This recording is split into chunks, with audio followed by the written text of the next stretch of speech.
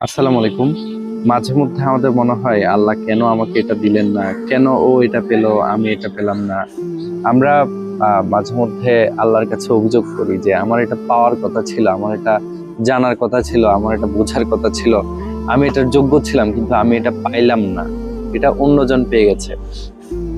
আমরা আমাদের লাইফে অপ্রাপ্তিগুলোকে ফোকাস করি, আমরা আমাদের লাইফে কি পাই নাই, কি অর্জন করতে পারি নাই, কি হওয়ার কথা ছিল কিন্তু হতে পারি নাই, সেইটাতে বেশি ফোকাস করি। আমার এই জায়গাতে একটা গল্পের কথা খুব করে মনে হলো। একজন মনীষী একটা বট গাছের নিচে বসে আছে এবং দূরে একটা কুমড়া দেখতে পাচ্ছেন, একটা লতায় বড় একটা কুমড়া ধরে আছে।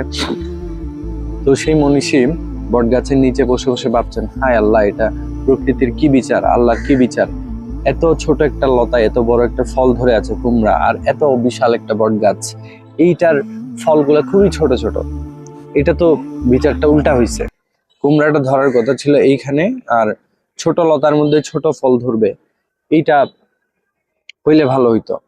তো উনি সেটা ভাবতে ভাবতেই একটু সময় পরে ওনার মাথার উপরে একটা বট গাছের ফল পড়লো। তো বট গাছের ফল তো খুব ছোট, এবং ওই ফলটা পড়ার সাথে সাথে ওনার রিয়েলাইজেশন আসলো যে না, আল্লাহর বিচার ঠিকই আছে। এই কুমড়াটা যদি ওইখানে থাকতো এবং কুমড়াটাই যদি আমার মাথার উপর পড়তো, তাহলে আমি আর এখানে ভাবার সময়টাও পাইতাম না, হয়তো মারাই যাইতাম। তো আল্লাহ যা দিচ্ছেন, যেভাবে দিচ্ছেন, হয়তো ভালোর জন্য দিচ্ছেন, এবং ওইটাই আমাদেরকে বিশ্বাস করতে হবে। এবং trust his plan, trust his process. আপনি লাইফে যেটা পাচ্ছেন না, যেটার জন্য স্ট্রাগল করতেছেন, সেটা হইতে পারে ওই যে বট গাছের উপরে থাকা কুমড়া ফলের মতো।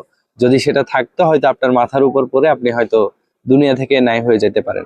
সো অনেক সময় আমরা হয়তো যেটা চাচ্ছি সেটা পাচ্ছি না, বাট আলটিমেটলি এটা হয়তো আমার জন্য না। হয়তো এই অর্জনটা আমি পেয়ে গেলে আমার লাইফে বড় একটা ডিজাস্টার আসতে পারে। হয়তো এই জিনিসটা ওই যে যেটা বললাম, বট গাছের উপর থাকা কুমড়া ফলের মতো, যেটা পরে আমার কপালটাই হয়তো ভেঙে যাইতে পারে।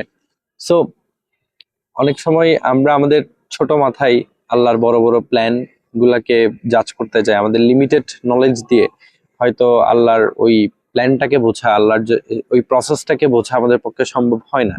এটা মেনে নিয়ে লাইফে যেটা পাচ্ছেন, যেটা পেয়েছেন, যেটার মধ্যে আছেন, সেটার মধ্য থেকে পজিটিভ জিনিস বের করে নিয়ে আসার চেষ্টা করুন, এবং পজিটিভ জিনিস বের করে নিয়ে আসেন। এবং চিন্তা করেন যে ইয়েস, আপনি যেটা পাচ্ছেন সেটা আপনার জন্য বেস্ট, আর যেটা পাচ্ছেন না সেটা হয়তো আপনার জন্য ভালো কিছু নাও হইতে পারে। এবং আল্লাহ কোরআনেও বলছেন যে তোমরা তোমাদের জন্য কল্যাণকর এমন অনেক কিছুই হয়তো অপছন্দ করছো। সো আমরা ট্রাস্ট রাখি এবং যেটা পাচ্ছি সেটা শুকরিয়া আদায় করি। ধন্যবাদ। আসসালামু আলাইকুম।